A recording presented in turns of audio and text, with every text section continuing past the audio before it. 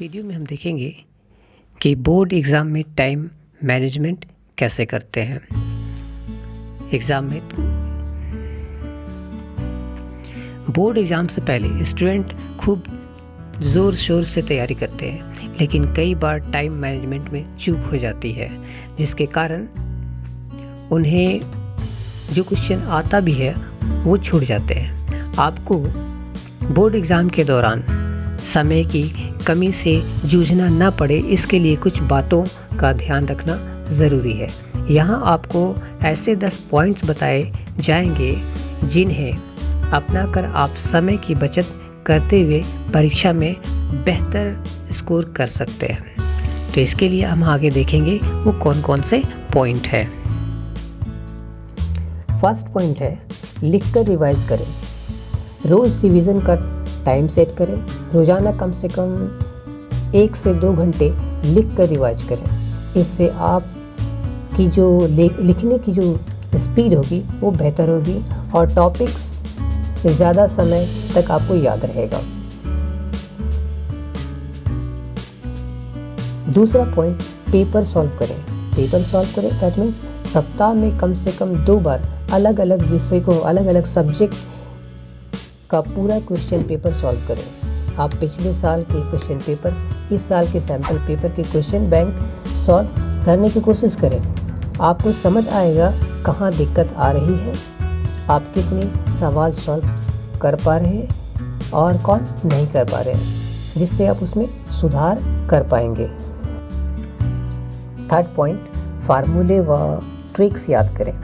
Math, physics, chemistry जैसे विषय ये वो सब्जेक्ट है जिनमें न्यूमेरिकल सॉल्व करने होते हैं। उनके फार्मूले एक चार्ट पर लिखकर या एक चार्ट बनाकर स्टडी टेबल के आसपास चिपका दें।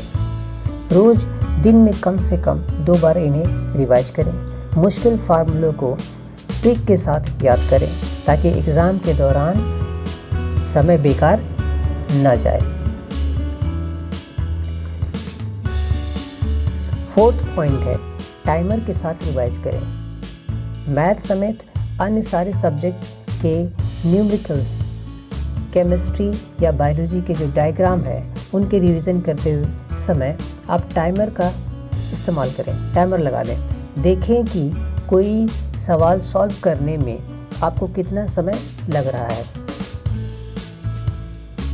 क्या किसी ट्रिक या फार्मूले से इसे कम समय में सॉल्व किया जा सकता है। इस तरह से क्वेश्चन हल करने की स्पीड बढ़ाने में आपको मदद मिलेगी। एग्जामिनेशन के दौरान इन बातों का ध्यान रखें। 15 मिनट बेहद अहम है। एग्ज़ाम शुरू होने से 15 मिनट पहले आपका आंसर शीट और क्वेश्चन पेपर मिल जाते हैं। इस दौरान आप सबसे पहले आंसर शीट और क्वेश्चन पेपर पर जो ज़रूरी इन्फॉर्मेशन होगी केयरफुली भर लें। फिर पूरे क्वेश्चन पेपर को अच्छी तरह पढ़ें। ये तय कर लें कि कौन से क्वेश्चन को आपको पहले करने हैं। नेक्स्ट पॉइंट, कहाँ से शुरू करें। एग्ज़ाम का टाइम शुरू होते ही सबसे पहले उन सवालों के आंसर लिख डालें जो आपको अच्छी तरह आते हैं, लेकिन ध्यान रहे कि हर सेक्शन के सवालों के आंसर एक ही जगह लिखें, जहाँ तहाँ नहीं करें। इसलिए जो सवाल नहीं आते हों उनके लिए जगह छोड़ दें, वही बेहतर होगा। हमारा नेक्स्ट पॉइंट है, लॉन्ग पार्ट पर फोकस। जितने सवाल, जितने क्वेश्चन अच्छी तरह आते हैं उनके आंसर लिखने के बाद लॉन्ग आंसर्स पर फोकस करें। ज़्यादा मार्क्स वाले क्वेश्चन सॉल्व करें। इसके बाद शॉर्ट आंसर पर जाएं।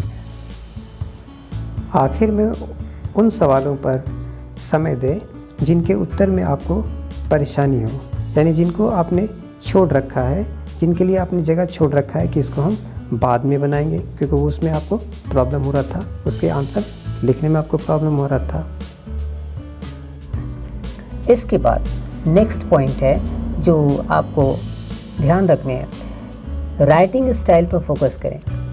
वर्ड लिमिट में ही लिखें। दैट मीन्स जो वर्ड लिमिटेशन गिवन रहेगा कि 150 वर्ड्स में लिखने हैं, 200 वर्ड्स में लिखने हैं, उस पर आपको ध्यान रखना। उतने ही वर्ड में आपको आंसर करने हैं। ज़रूरत से ज़्यादा लिखकर अपना टाइम वेस्ट नहीं करें, इसके लिए कोई एक्स्ट्रा मार्क्स नहीं दिया जाता है।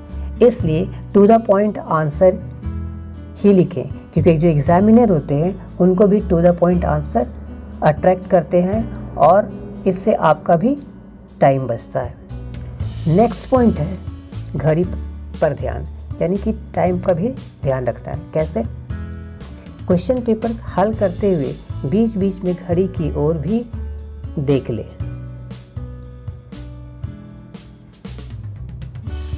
कई बार आंसर लिखते हुए हमें समय का पता नहीं चलता है, अचानक मालूम होता है कि समय काफ़ी कम बचा हुआ है।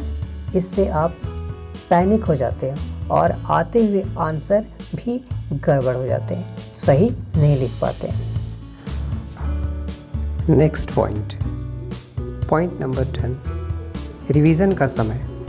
अगर आपका एग्ज़ाम 3 घंटे की है तो मानकर चलें कि आपको 2.5 घंटे में ही आंसर लिखने हैं। आखिर के 30 मिनट रिवीजन के लिए रखें, ये ज़रूरी होता है। कई बार कुछ सवालों के आंसर बाकी रह जाते हैं जिनका ध्यान नहीं रहता है, हम लोग भूल जाते हैं। रिवीजन करते हुए आप उन सभी को पूरा कर पाएंगे। साथ ही अगर आप अपनी तय सीमा क्रॉस भी कर जाते हैं तो आपको कोई दिक्कत नहीं होगी।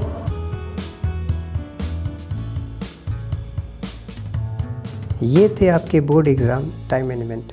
अगर आप इसको अच्छी तरह फॉलो करते हैं तो आपका एग्ज़ाम भी अच्छा जाएगा और साथ ही आप टेंशन फ्री रहेंगे अपने रिज़ल्ट को लेकर भी, यानी रिज़ल्ट के वेट में भी आप टेंशन फ्री रहेंगे। ऐसा नहीं कि रिज़ल्ट हमारा क्या आएगा, कैसा आएगा, इसका टेंशन आपको कम रहेगा, यानी नहीं रहेगा।